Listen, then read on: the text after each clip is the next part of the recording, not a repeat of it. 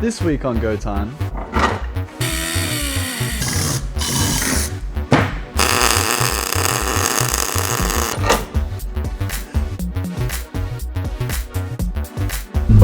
Oh god, holy shit. Hello, welcome back to Go Time for 2025. My name's Dylan, and this week I've got something pretty exciting for us. This is my 1986 Toyota Soarer. I think it's an 86. I don't actually know. But yes, this is my 1986 Toyota Soarer I bought for $900 as an absolute bucket of crap. It's been very rusty. I've been repairing the rust on it. I bought it not running or driving, got it running and also driving, so it's been good to me so far. Currently the suspension setup is there is none, so I'm going to do something about that today. Putting suspension in this very special car of mine begins with these, a interesting and very handy product from Rude Boy Custom in Canada. They are an adapter to utilize this, a Maxpeeding rods or any variety of S13 or S14 coilover. So what they allow me to do is I'm going to weld this into the current sort of spindle setup, which you'll see later, and they allow me to adapt in a S13 coilover, which gives us a lot of advantages and a lot of upsides, which I'll explain as we go. Currently, you'll be able to see that up the front here, I've got the car pretty low, and it might not look low, but this is freaking low for one of these chassis. These cars are really hard to run low, and it's just got no camber at all really in the front here, and that's just due to the design of the suspension in the front here. Unlike the rear, which you can see here has heaps and heaps of negative camber, the front actually does not gain camber as you lower it. So some intervention has to be done. And that's going to begin with jacking up the car.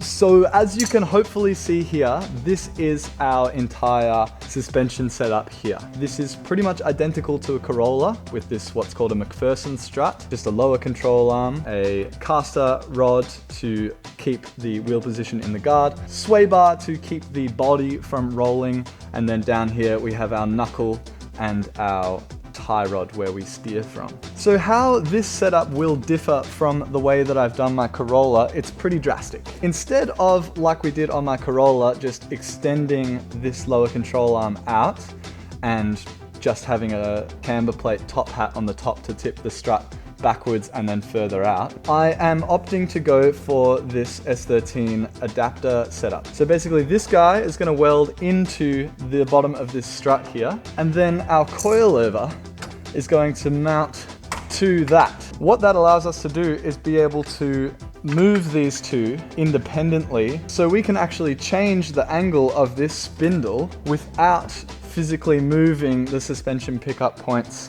at the top or the bottom. So we'll be able to lean the whole brake and rotor setup back and have that give our camber, and then we don't actually add track width by adding camber. So we can A, get a lot more camber out of this, and B, do so without adjusting track width. That means that I'm able to add in scrub radius and camber independently of each other, so I don't have to have as much of a debate about whether I'm adding camber or adding scrub radius, because I can keep this spindle further inboard than it is on the Corolla.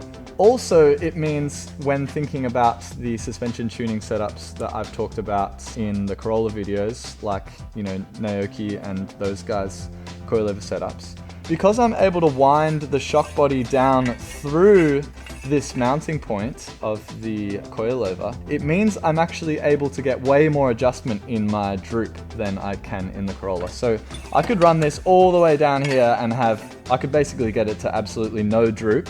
So we could be lifting our inside wheel or our trailing wheel just like all the time. So that's super cool. You just have way more adjustment with this kind of setup. The only reason why I'm not doing this in the Corolla is I'm not sure how it will feel in terms of steering feel. And we all know that the way that a Corolla handles is its one saving grace. You know, it's not a fast car. It's not particularly good in many ways, but it does handle really nice. It's a very satisfying car to drive. So I'm interested to see how this goes because it is a setup that we could try in the Corolla. But whether I want to or not is really a different question. But yeah, it's time to whip this strut out and get cutting it up.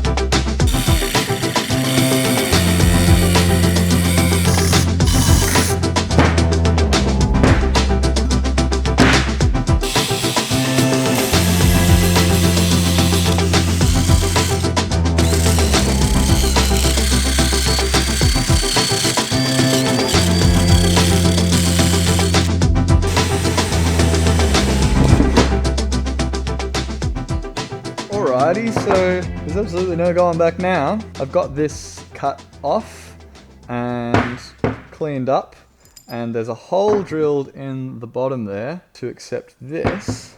What we're going to do, slide that in there, and then do this up from the bottom is essentially what we're looking at. It's pretty freaking neat. Such a simple solution, but so smart. So basically, what's next to do is I'll make sure that this is completely lined up straight before I do this up all the way. Then I'll get my blowtorch and heat up this whole thing, get it to a point where I can throw some weld on it, and then it's ready to go in the car. So there's really actually not that much to it. What's cool about this is because that actually slots into the strut tube there, and then we weld around here, it's actually not really taking that much force. So all of the force when this is just compressing the suspension is going into the factory part there, which is super strong cast and welded at the bottom there from the factory. So we don't have to worry about any of those compression loads. All we have to worry about is all it has to do in terms of the strength that it needs to provide is hold the weight of the spindle, brake, and wheel on droop. So it's really not that much that it has to do. Rude Boy himself reckons that if you just tacked this, it'd be perfectly fine, and I agree with that, having thought it through and having looked at it. What's cool about this as well is it's not just for Soarers, it's not just for Cressidas or anything like that. The outer diameter of this part is made to match heaps of cars. So I think you can do it on R31 Skylines, Soarers, Cressidas, Corollas, Coronas, all that sort of thing. So super cool and interesting setup. But yeah, just got to think about your valving then. If you're going into a much lighter car than a Silvia, you'll have to think about how stiff that damping is going to be for a lighter car like a Corolla or a Corona or something. But yeah, gonna get this ready to weld up.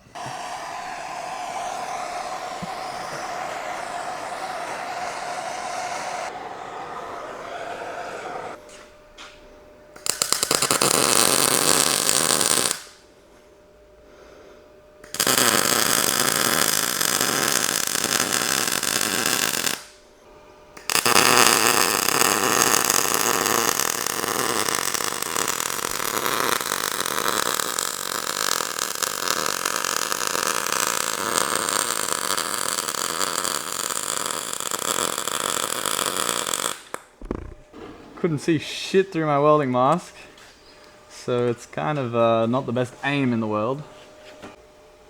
Well, there you go. Looks alright. This tiny little welder, what a champ. So good. This is like $400. And yeah, it absolutely ate that up. I don't really know how to weld properly, but it's on there. Nice. Decided to do it while I was in there and take out this lock stopper. Apparently it should be okay to do. Hopefully I don't break my steering rack or some dumb shit like that. We will see. Get one of these, by the way. Or get air tools, honestly. Even if you're at home, the tools themselves are so cheap once you have a compressor. And it's so handy. My life is forever changed by air tools. You don't have to be a pro to use air tools, I promise you. All those tools are like 80 bucks a pop. They're cheaper than battery tools by a mile. And hopefully that gives us a little more lock.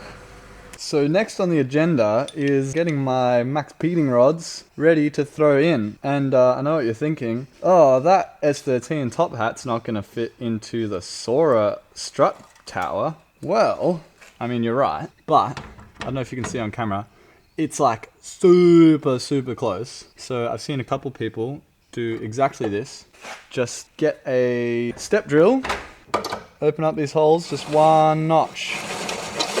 And I know you're going, oh no, don't cut up your Soarer. Car's a piece of shit, dude, shut up. Oh yeah, sure is.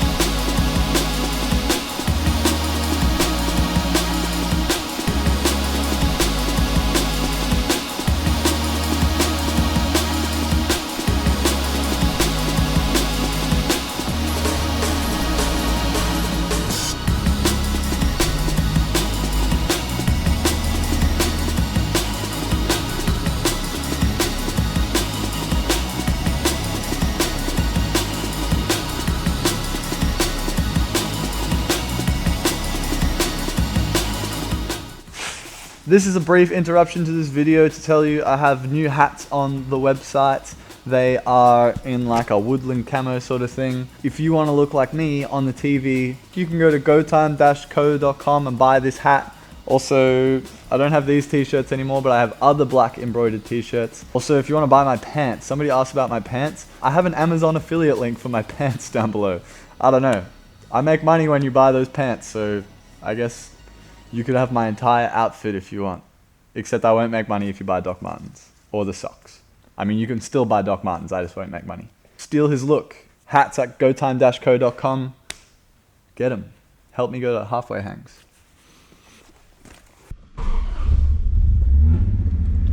Alright, let's see how this thing drives. Or if it does at all anymore. Because it's probably going to feel pretty cooked with this much camber. That little tire on the ground. Also really praying that the top hats don't bind, because that was a bit of an... Oh my god. Well, it still drives and doesn't feel like those top hats are getting bound up. Probably use an alignment and some more caster. Holy hell, this thing is so, like, it doesn't look that low, but like, you have to fully launch it over everything. It's like, the sills don't look that low, but it is so, so low. Alright, let's have a look at how this thing looks real quick. I just filmed the whole like reaction to the car being on the ground, which is one of the most important parts of a video. And my microphone died, so that's why that was probably a music montage.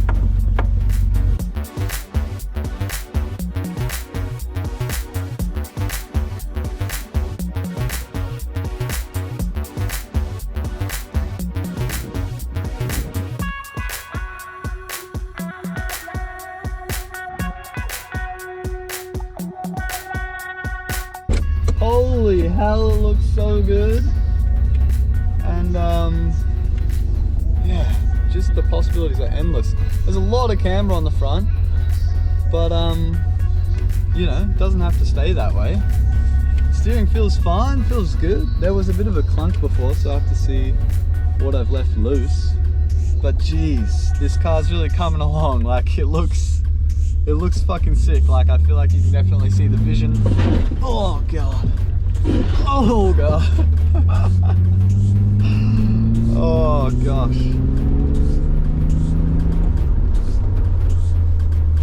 Gets down.